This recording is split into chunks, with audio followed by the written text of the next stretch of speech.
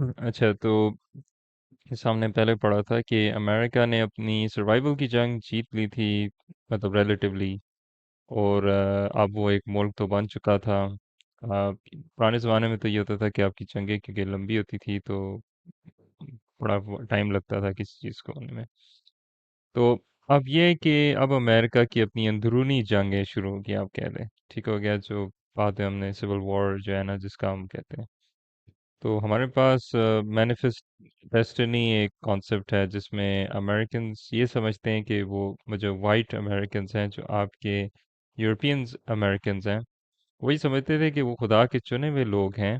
और उनके ऊपर ये ज़मीन जो है वो दी गई है। मतलब अमेरिका, हालांकि वो आए तो यूरोप से थे, तो ये समझते थे कि क्योंकि ये ज़मीन खुदा की तरफ से, तो वो जो मर्जी करें इसके साथ, मतलब अच्छा सलूक करें बुरा सलूक करें कोई फर्क नहीं पड़ता, ये इनके लिए जो मर्जी करें, मतलब एक्सप्लॉइट करें इसको जितना करें। तो मैनिफेस्ट डेस्टिनी बेसिकली वो उस आइडिया को कहते हैं। ये ऐसा आइडिया था जो उनके न्यूज़पेपर्स में बहुत छापते थे। ये मतलब इसको बड़ा प्रमोट किया गया था। आपके जितने भी सेटलर्स थे मोस्टली ईस्ट पे कॉन्सेंट्रेटेड थे ना। मतलब यहाँ से कश्तियाँ आती थी यूरोप, आपके इस साइड पे कहीं, ठीक है, यूरोप इधर है, लेट्स से ये अगर यूरोप है, तो कश्तियाँ मूव होती थी और वो इधर लैंड होती थी इन पोर्ट सिटीज़ में, जिधर आपका न्यूयॉर्क है। ये मतलब और भी जितनी भी जगह हैं। तो अब जाहिर बात है लोग इधर तो जमा हो गए थे तकरीबन, तो अब इन्होंने क्या किया, इन्होंने वेस्ट की तरफ मूव करने थे, जिसको वेस्टवर्ड एक्सपेंशन भी कहते हैं, वेस्टवर्ड एक्सपेंशन।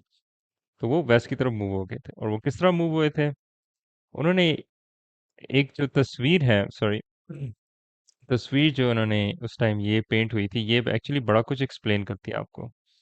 आप देख सकते हैं इस तस्वीर, और इवन आपके ऊपर सवाल आएगा इस तस्वीर के ऊपर भी आ सकता है। ये जो औरत है इसको हम लेडी लिबर्टी कहते हैं, ठीक है, ये अमेरिका को रिप्रेजेंट करती है। इसके हाथ में एक किताब है, तो ये दिखा रही है, ये सिंबलाइज करती है कि ये एजुकेशन ला रही है। आपके जो नेटिव अमेरिकन है, जिनको मैंने एक दफ़ा मेंशन किया था जंगली हैं अमेरिकन, उनको जंगली समझते थे, जो अमेरिका के ओरिजिनल लोग थे, क्योंकि वो इतने सफ़ेद नहीं थे, गोरे नहीं थे, मतलब वो अपना उनका एक रंग था। नेटिव अमेरिकन्स भी कहते हैं, रेड इंडियंस भी कहते हैं, बहुत सारे नाम हैं इनके।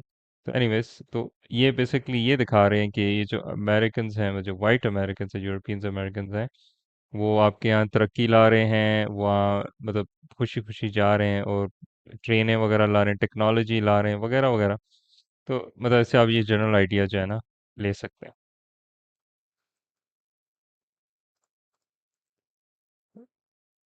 तो अगेन ये जो मैंने आपको ये सारा कुछ बताया, इधर सारा समराइज हो जाता है, आप इसको एक दफ़ा पॉज करके क्विक रीड कर सकते हैं।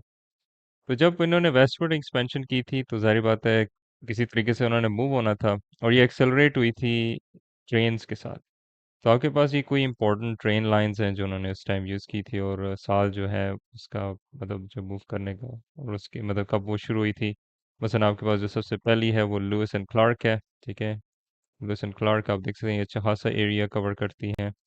और फिर ओरेगन ट्रेल है, ठीक है, ओरेगन ट्रेल जो ओरेगन स्टेट है इधर कहीं, उसको टच करती है। सेंटा फे है, जो आपकी ऑलमोस्ट मेरे ख्याल से ये न्यू मैक्सिको है, ठीक है, गलत भी हो सकता हूँ। बहरहाल आपको ऐसे स्टेट्स के नाम याद रखने की ज़रूरत नहीं है, बस आपको समझनी है कि भाई इधर हमारे पास रेलवे थी, और वो उनके ये थोड़े बहुत नाम थे, और ये साल शुरू हुई थी। अच्छा, अगेन ये अब मोस्टली जो जो है ना, अब अमेरिका, जब अमेरिकन सेटलर्स मूव हो रहे थे वेस्ट की तरफ, आपके यहाँ ज़मीनें तो अब ज़ाहिर बात है उनकी फ़रोख्त तो एक नॉर्मल सी चीज़ थी उस टाइम। मतलब आप ज़मीन अगर आप इस्तेमाल नहीं कर रहे हैं, आप बेचेंगे, सही है। तो इसमें आपके बहुत सारे लोग थे जिन्होंने अमेरिका को, या अमेरिका ने, या जंग के थ्रू उन्होंने ली, ठीक है। ये जो मैक्सिकन सेशन है, ठीक है, ये उन्होंने जंग के थ्रू ली, या उन्होंने परचेज के थ्रू ली, मतलब खरीद ली। उन्होंने न्यू फ्रांस, जो मतलब फ्रांस जो था, सामने पढ़ा था ना कि फ्रांस ने मदद की थी अमेरिका की, तो उन्होंने लुइसियाना जो है वो उनसे परचेज किया था, ठीक है, उनसे खरीदा था।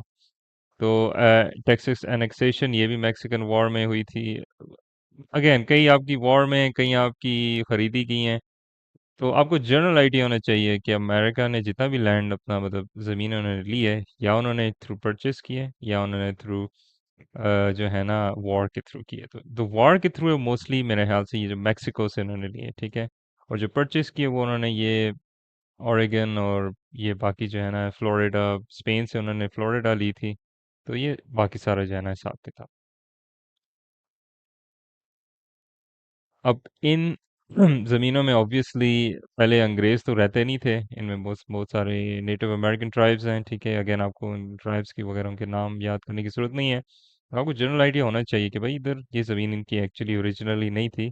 इन्होंने बस इनसे मोस्टली देखा जाए क्योंकि कॉलोनाइज़र तो सारे थे इधर, स्पेनिश थे आपके फ्लोरिडा में, मतलब मेक्सिको तक इधर स्पेनिश, इधर ब्रिटिश, मतलब हर किसी की खिचड़ी बनी हुई थी कॉलोनाइजर्स की, यूरोपियन कॉलोनाइजर्स की। और वो जुल्म करते थे इन लोगों को, या उनके साथ ज्यादती करते थे या उनके साथ मिक्स गेम करते थे, जिससे बरतानिया जो था वो उनके साथ करता था नेटिव अमेरिकन के साथ। मतलब एक टाइम फ्रेंच नेटिव अमेरिकन के साथ थे, एक तो बरतानिया। बहरहाल वो इतना फोकस करने की जरूरत नहीं है। कहने का मकसद है कि ये ओरिजिनल लोग हैं, इनसे ज़मीनें छीनी गई हैं इनडायरेक्टली या डायरेक्टली।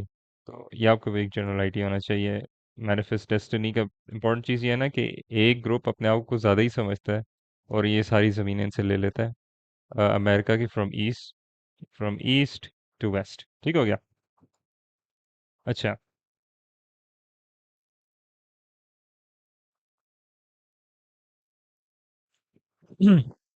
अच्छा, अब वेस्ट की तरफ मूव होने की एक वजूहत जो है वो सिर्फ ज़मीन ही नहीं थी, ठीक है। इधर आपके पास गोल्ड भी था। गोल्ड रश हुआ था उस टाइम। ये था कि लोग सोने के लिए ईस्ट से वेस्ट मूव होने शुरू हो गए थे, ये एक वजूहत थी। और दूसरा उनका एक एनवायरमेंटल इम्पैक्ट भी था कि जो आपकी बफलो जो है पॉपुलेशन वो कम हो गई थी। अगेन जाहिर बात है, जब एक नई बिल्कुल नई पॉपुलेशन आती है तो जाहिर बात है उसका कोई इफेक्ट होता है। मसलन ये हमारे हमारे पास पिक्चर है, ये सारे बफलोज हैं, उनके सर हैं। और मतलब बाइसन, आई बिलीव बाइसन कहते हैं या बफलो कहते हैं। बहरहाल एक आपको जनरल आइडिया मैं बता रहा हूँ। फिर आपके पास ये फेमस पेंटिंग है, ये भी मैनिफेस्ट डेस्टिनी से मिलती है। इसमें भी आपको ये दिखा रहे हैं कि लोग किस तरह बेहतर अपॉर्चुनिटीज़ के लिए ट्रेन का सफ़र कर रहे हैं, ठीक है। ट्रेन जा रही है, ये आपसे बड़ा कुछ पूछते हैं। सिविलाइजेशन, सॉरी सिंबलाइजेशन, मतलब सिंबलाइज, मतलब ये पिक्चर क्या सिंबलाइज कर रही है, क्या मैसेज दे रही है। तो आपको ऑब्जर्वेंट होना चाहिए अपने आंसर्स में। आपको ऑब्जर्व करना चाहिए इसको हिस्टोरिकल कॉन्टेक्स्ट के साथ कि मैं इसके बारे में क्या बता सकता है इस पिक्चर के बारे में। तो ये आपने इसको हाईलाइट करना होगा। ये कई इंटरेस्टिंग फैक्ट्स हैं। अगेन आप इसको पॉज करके एक दफ़ा जल्दी से रीड कर सकते हैं। मेरे लिए जो सबसे इंटरेस्टिंग वो ये था कि किस तरह अमेरिका ने अलास्का रशिया से लिया था 1867 में, वो भी 7.2 मिलियन डॉलर्स में। बाय द वे ये पूरी करेंसी उन तक पहुंची नहीं थी। सुनने में यही आया है कि आधे पैसे रास्ते में गिर गए थे। बहरहाल ये कहानी इनकी है।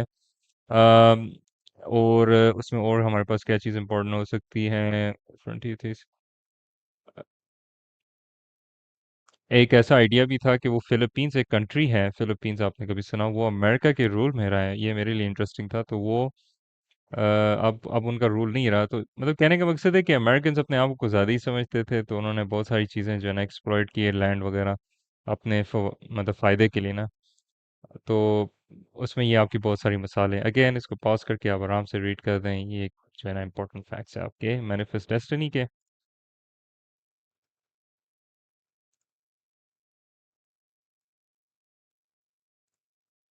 अच्छा, अब आपकी मैनिफेस्ट डेस्टिनी ख़त्म हो जाती है उधर ही। फिर आपका टाइम आ जाता है जो हालात पैदा हो जाते हैं सिविल वॉर के लिए, ठीक है। अब ये अमेरिका एक्सपैंड तो हो रहा है, मुल्क भी बन गया, एक्सपैंड भी हो गया। अब तो टाइम आ गया ना कि अमेरिका अपनी कोई शक्ल बनाए, ठीक है। तो वो उन्होंने कई, उनकी कई वैल्यूज़ हैं जिनके लिए वो स्टैंड करते हैं। उसमें एक वैल्यू एंटी स्लेवरी है, उसके लिए उन्होंने बड़ी जंगें लड़ी हैं। सिविल वॉर जो है उस बेसिकली उसके ऊपर ही थी। जैसा मैंने आपको पहले, अगर आपको याद हुआ, मैंने बताया था ना हमारे पास दो ग्रुप्स, तीन ग्रुप्स थे। मिडिल कॉलोनीज थी आपकी, न्यू इंग्लैंड थी, और सदर्न कॉलोनीज थी। तो उनमें सोच का बड़ा फ़र्क था। और सबसे मेन जो डिफरेंस था अमेरिका में सोच में, वो था कि प्रो स्लेवरी और अगेन मतलब जो जो स्लेवरी को, गुलामियत को प्रमोट करते थे, और वो जो उसके खिलाफ थे। अब जब अमेरिका ने इतना कुछ ले लिया, ज़मीनें ले लिया, वो एक मुल्क बन गया, कंप्लीट उसका नक्शा बन गया, अब जाके जो है ना इनके अंदरूनी मसाइल अब जाके शुरू होते हैं। तो इसमें एक आइडिया हमारे पास सेक्शनलिज्म है। सेक्शनलिज्म बेसिकली वो बिलीफ है वो सोच है, जैसा मैनिफेस्ट डेस्टिनी एक सोच थी कि लोग अपने आप को ज़्यादा ही समझते थे कि एक ज़मीन हमें खुदा ने दी है और हम इसमें जो मर्ज़ी करें, हम आगे लोगों से ज़्यादतियाँ भी करें, हम बस उनसे ज़मीनें लें क्योंकि हमारी है, किसी तरीके से। मतलब ये एक किस्म का उनका बिलीफ था। तो सेक्शनलिज्म एक बिलीफ ये है कि आप एक पर्टिकुलर एरिया के, अगर आप मतलब एक जगह के अगर आप रहने वाले हैं, ठीक है, तो आप उस जगह को ज़्यादा बेहतर समझते हैं दूसरों से। ठीक है, मसलन अगर मैं इस्लामाबाद से हूँ, मैं समझता हूँ कि इस्लामाबाद बहुत ही अव्वल जगह है बाकी लाहौर, कराची, पेशावर वगैरह से। तो ये चीज़, इसको सेक्शनलिज्म कहते हैं। तो वहाँ सेक्शनलिज्म, क्योंकि अमेरिका एक बहुत बड़ा मुल्क है, उसमें बहुत सारी स्टेट्स हैं, तो ये अभी भी एग्जिस्ट करता है कि वो अपनी स्टेट को जो है ना कुछ ज़्यादा ही समझते हैं। आप बेसिकली कह सकते हैं अमेरिका बस इसी जो है ना चीज़ में पड़ा हुआ है कि भाई हर कोई अपने आप को ज़्यादा ही समझता है। एनीवेज, ये एक आपको एक बेहतर पिक्चर देने के लिए। फिर आपकी अमेरिकन सिविल वॉर शुरू होती है। ठीक है, वो तब होती है कि जब हमारे पास एक प्रेसिडेंट आता है इब्राहिम लिंकन के नाम से, वो इलेक्ट होता है 1860 में। अब जो इब्राहिम लिंकन है वो बड़ा एक इंटरेस्टिंग फिगर है क्योंकि वो साउथ से होता है, रिपब्लिकन होता है, रिपब्लिकन। ठीक है, अमेरिका में हमने ये आगे हम पढ़ेंगे किस तरह एक दो पार्टी सिस्टम है जिसमें डेमोक्रेट्स और रिपब्लिकन्स हैं। बहरहाल जो रिपब्लिकन्स थे वो हमेशा साउथ में रहे हैं और उनका बड़ा स्ट्रांग होल्ड अभी भी रहा है। तो क्योंकि वो रिपब्लिकन था, वो एंटी स्लेव था, जो एक ऐसी सोच थी जो वहाँ बड़ी कॉमन थी साउथ में, क्योंकि साउथ तो प्रो स्लेवरी थी ना, जैसा मैं बात की ना, साउथ प्रो स्लेवरी, नॉर्थ जो था वो नहीं था इतना, वो प्रो स्लेवरी नहीं था। ठीक है, तो अच्छा, तो वो उन जो उधर की जो रिपब्लिकन पार्टी जो थी वो गुलामियत को बहुत सपोर्ट करती थी, स्लेवरी को बहुत सपोर्ट करती थी। इब्राहिम लिंकन नहीं करते थे, तो इससे जो है एक लिहाज से ना एक जंग का जो है ना मैदान, मतलब एक हालात शुरू हो गए। उसकी वजह ये थी कि वो ये कह रहे थे कि भाई हमारी आवाज़ तो पहुंच रही नहीं है, क्योंकि आपका लीडर होता है ना जो आपको लीड करता है। तो फिर जो सदर्न स्टेट्स थी, जो 7 ओरिजिनल सदर्न स्टेट्स जो थी जिन्होंने मतलब कन्फेडरेसी बनाई थी, कन्फेडरेट स्टेट्स ऑफ अमेरिका, उन्होंने अपना एक सिस्टम बना दिया। ठीक है, उन्होंने कहा कि भाई ये हमारा ही बंदा अगर बिक गया है, तो हमारी आवाज़ नहीं होगी। ठीक है, तो उन्होंने अपना एक ग्रुप बना दिया, उसको कन्फेडरेसी उन्होंने बोल दिया। उसमें फिर क्या हुआ था कि 4 मजीद स्टेट्स ज्वाइन हो गई थी, तो कुल मिला के आपकी बन जाती हैं आई बिलीव अगर 7 4 मतलब 11 स्टेट्स जो थी वो आपकी कन्फेडरेट थी साउथ की। ठीक है, फिर आपकी जो नॉर्थ में थी जिसको हम यूनियन कहते थे, ये तो कन्फेडरेट हो गए। नॉर्थ में यूनियन थे, मतलब यूनियन एज इन जो रीजनल जो है ना अमेरिका था, नॉर्थ वाला, मतलब जो इनको एक एक करना, यूनियन का मतलब यही हुआ ना कि जब आपका एक यूनियन होता है, एक ग्रुप होता है, एक जुड़ा हुआ ग्रुप होता है, उसको बेसिकली यूनियन कहते हैं। तो नॉर्थ को वो यूनियन कहते थे, उनका ग्रुप था जिसमें बेसिकली पूरा अमेरिका था, सिवाय सदर्न स्टेट्स का।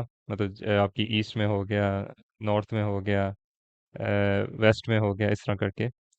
तो ये लोग इनके अगेंस्ट इन्होंने लड़ाई शुरू कर दी थी। तो हमारे यहाँ दो जनरल हैं, यहाँ एक रॉबर्ट ली था जो कन्फेडरेट्स का था। अ, अब मैं नाम आई होप सही तरह प्रोनाउंस कर रहा हूँ, तो जनरल उलिसीस उलिसीस ग्रांट, एस ग्रांट जो था वो यूनियन का था। मतलब ये दो इंपॉर्टेंट फिगर हैं आपके पास।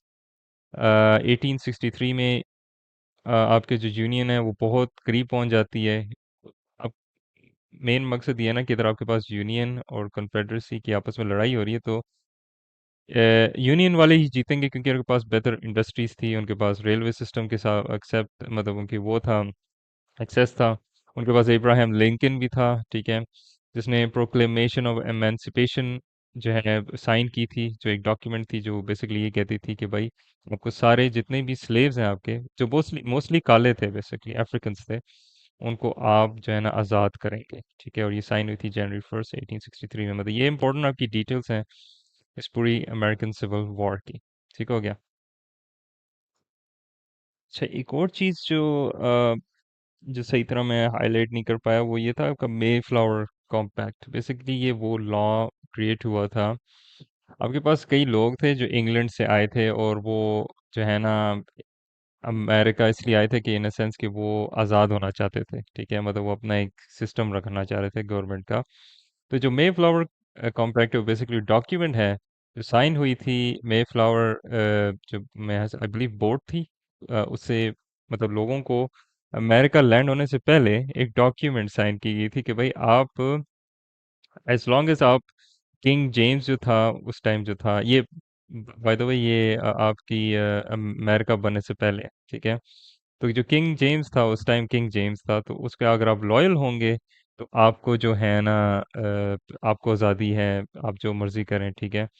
मतलब कॉलोनीज में, कि हालांकि कॉलोनीज में हमने पढ़ा था उनको ऐसा कोई आज़ादी नहीं थी जिसकी वजह से अमेरिका बना था, ठीक है। मतलब ये एक इम्पोर्टेंट चीज़ जो था वो मैं कंक्लूड करना भूल गया था। तो एक बड़ी शॉर्ट सी आपके पास मिसाल है। और एक और चीज़ जो इसके साथ जो लिंक करती है वो ये है कि America is a immigrant country, ठीक हो गया। जिस तरह मैंने आपको बात कही ना शुरू शुरू में, तो आपके मोस्टली वाइट यूरोपियंस आए थे, सेटलर्स आए थे यूरोप से, जिस तरह हमने बात की थी। वो जमा हो गए थे ईस्ट में, फिर वो वेस्ट में गए। मगर मोस्टली तो ये लोग बाहर के लोग हैं, ठीक है। और ये कौन से बाहर के लोग, ये वो लोग हैं जिन्होंने रिलीजियस प्रोसिक्यूशन, मतलब अगर लेट्स से अगर उनका मजहब थोड़ा मुख्तलिफ था, उनका ग्रुप कोई डिफरेंट था, तो उनके ऊपर जुल्म होता था, तो ये भाग जाते थे अमेरिका, ठीक है। या ये, या लोग अपॉर्चुनिटीज के लिए जाते थे, पैसे के लिए जाते थे, जमीन के लिए जाते थे। नई जगह थी, न्यू वर्ल्ड इसलिए इसको कहा जाता है ना, अमेरिकास को, साउथ और नॉर्थ अमेरिका से उसको न्यू वर्ल्ड के नाम से इसलिए बोला जाता है क्योंकि वो एक नई जमीन दरियाफ्त हुई थी एक्सप्लोरर्स और मुख्तलिफ जगह, जिसमें आपके पास क्रिस्टोफर कोलंबस भी है मिसाल के तौर पे। तो ये आपकी एक छोटी सी डिटेल थी जो मैं ऐड करना चाह रहा था।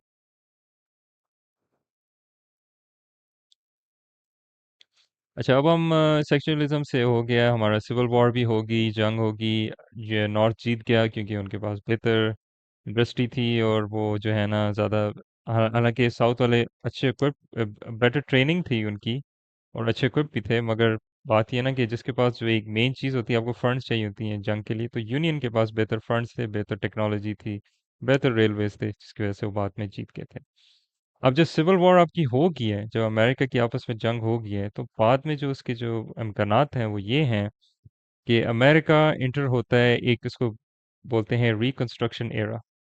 रिकंस्ट्रक्शन एरा में बेसिकली ये हुआ था, जितना भी सिविल वॉर में, मतलब ये 1865 टू 1877 में जितना भी आपका तबाह हुआ था, शहर तबाह हुए थे, लोगों की प्रॉपर्टियां तबाह हुई थी, काफ़ी जानी नुकसान हुआ था, तो ये सारा रिकंस्ट्रक्ट हुआ था।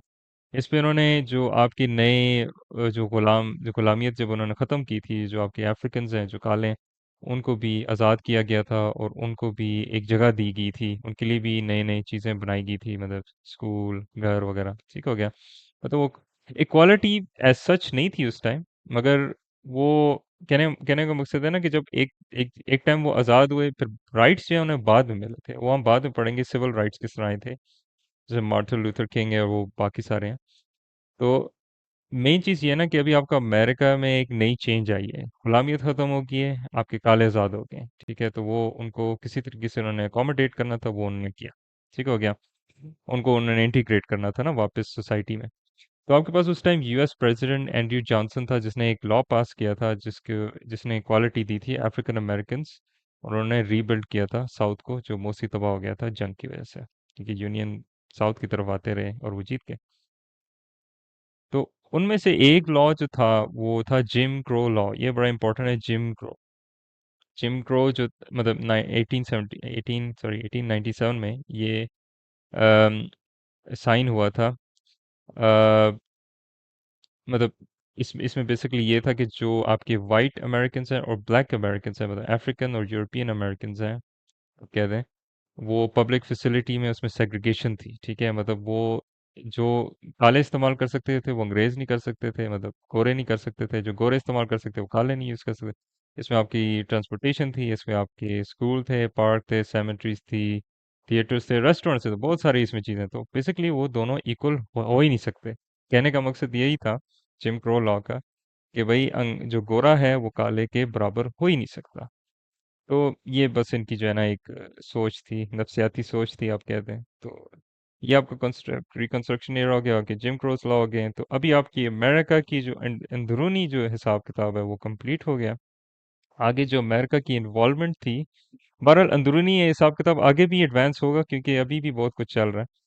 मगर अब जो अगला जो फेज है वो हमारा वर्ल्ड वार का है, अमेरिका की इन्वॉल्वमेंट, मतलब जो है ना पूरी दुनिया पे, मतलब इंटरनेशनली उनकी क्या इन्वॉल्वमेंट थी। अभी तो हम सिर्फ अमेरिका के ही बारे में बात कर रहे थे, तो अभी हम ये पढ़ेंगे कि अमेरिका ने किस तरह अपने आप को और भी चीज़ों में इन्वॉल्व किया। तो इधर आपका लेसन कंप्लीट हो जाता है।